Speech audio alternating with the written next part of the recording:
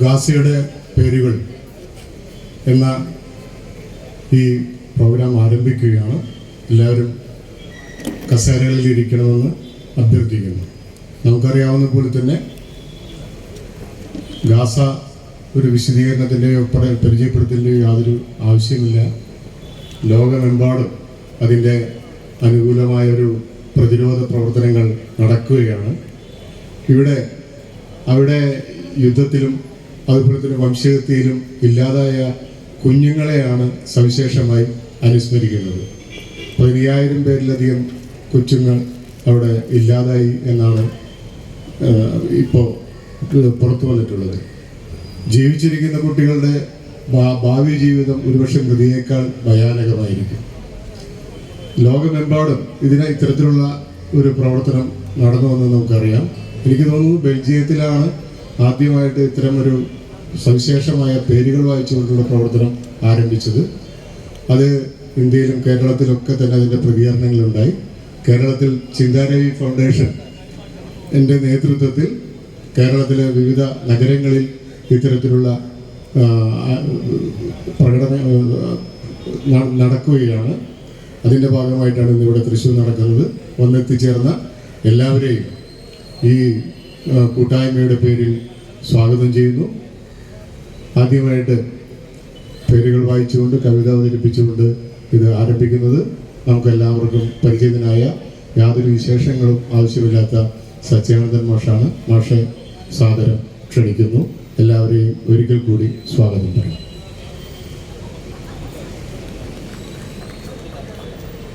കവിയുമായ K Sachidanandan ഗാസയെ ഏറെ മനോഹരമായ കവിത മുറിവുകളുടെ വീട് ഇവിടെ അവതരിപ്പിച്ചുകൊണ്ട് ഈ പരിപാടി ആരംഭിക്കുകയാണ്.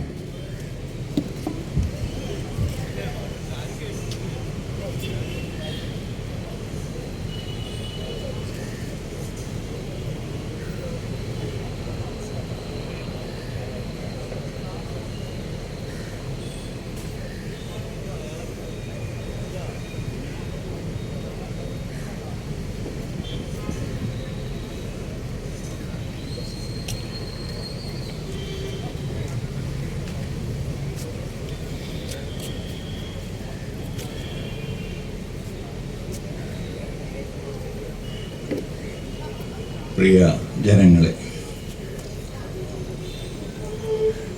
ഗാസയിൽ രക്തസാക്ഷികളായ ഒപ്പം അനാഥരാക്കപ്പെട്ട അനേകം മനുഷ്യരെ, പ്രത്യേകിച്ചും കുഞ്ഞുങ്ങളെ ഓർത്തുകൊണ്ട്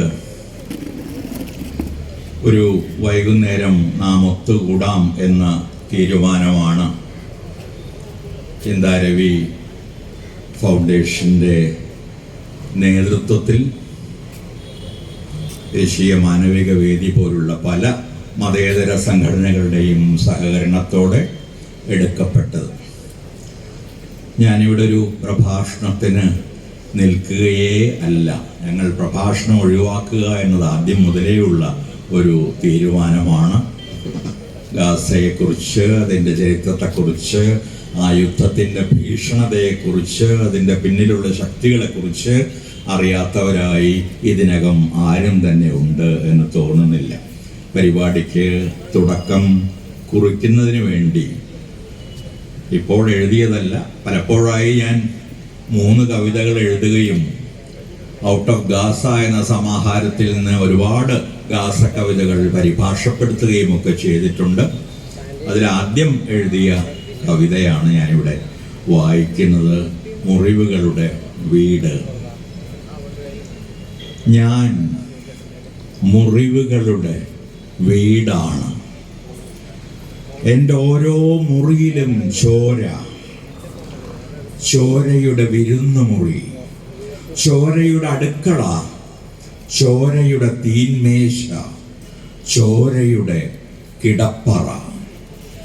എൻ്റെ ചുവരുകൾ ദിനംതോറും ചുരുങ്ങി ചുരുങ്ങി വരുന്നു. നിവർന്നൊന്ന് നിൽക്കാനോ നിവർന്ന് കിടക്കാനോ പോലും അസാധ്യമായ വിധം. എന്നിലേക്കുള്ള വഴികൾ ഓരോന്നോരോന്നായി അടയുന്നു. എന്നിൽ താമസിക്കുന്നവർക്ക് എങ്ങോട്ടും പോകാനില്ല. ഒരു വാതിലും എങ്ങോട്ടും തുറക്കുന്നില്ല. മതിലുകളും കമ്പിവേലികളും ഞങ്ങളെ ഞെരിക്കുന്നു. എന്നിലെ താമസക്കാർ കണ്ണീർ കൊണ്ട് നനച്ച മലഞ്ചെരിവിലെ എൻ്റെ പുരയിടത്തിലെ ഒലീവ് മരങ്ങളിൽ ഒരു തുള്ളി വെള്ളം കിട്ടാതെ മരിച്ച കുഞ്ഞുങ്ങളുടെ കുഞ്ഞു ജഡങ്ങൾ മാത്രം വിളയുന്നു. ശത്രു വിഷം വിതറിയ വയലുകളിൽ ആയുധങ്ങൾ മുളച്ചു പൊന്തുന്നു. 4 ദിക്കിലും അക്രമിയുടെ തീ പടരുന്നു. ആകാശമില്ല, അനാഥരുടെ പുക മാത്രം. അടക്കം ചെയ്യപ്പെടാത്ത ശവങ്ങളോട് മഴ ഹീബ്രുവിൽ സംസാരിക്കുന്നു. പാവനമായി ഒന്നും അവശേഷിക്കുന്നില്ല. ഒരു പ്രവാചകന്റെയും ശബ്ദം അഭയാർത്ഥികളുടെ കാതുകളെ മധുരിപ്പിക്കുന്നില്ല. ഒരു കണ്ണിലും ദയയുടെ മെഴുകുതിരി എരിയുന്നില്ല. ഭീതിയുടെ കറുത്ത ആകാശത്തിൽ ഒരു നക്ഷത്രത്തിന്റെ സ്വപ്നം പോലുമില്ല. ഞാൻ മുറിവുകളുടെ വീടാണ്. ദേശം നഷ്ടപ്പെട്ടവരുടെ നിലവിളികൾ മാത്രം ചുറ്റും മുഴങ്ങുന്നു. ചെരിപ്പിടാത്ത കാലുകൾ കാറ്റുചോലകളെ സ്വപ്നം കണ്ട് കുട്ടിക്കാലത്തേക്ക് തിരിച്ചു പോകാൻ കൊതിക്കുന്നു. തകർന്ന കളിക്കുതിരകളുടെ പുറത്തിരുന്ന് അവ ഉരുവിടുന്നു. സ്നേഹം കൊണ്ട് മസൃണമായിരുന്ന ആ ചോരപുരളാത്ത ശബ്ദങ്ങൾ. അലീഫ്, അർണബ്, ബാ, ബത്ത, താ, തുഫഹത്ത്, ഛാ, ഷാലബ്, ജീം, ജിംലുൻ, ഹാ, ഹിസാൻ.